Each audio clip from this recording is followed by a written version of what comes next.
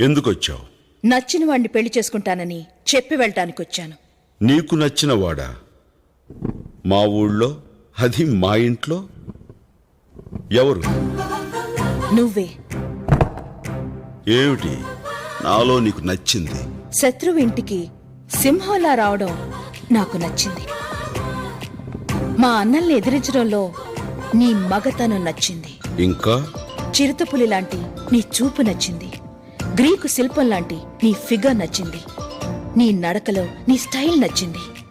అంతెందుకు, టోటల్ గా నీ బాడీలో ఉన్న అణువణువు నాకు నచ్చేశాయి. నువ్వు నాకు నచ్చాలి కదా. నాకేం తక్కువ? నిన్ను తప్ప ఈ ప్రపంచంలో ఎవరిని పెళ్లి చేసుకోను.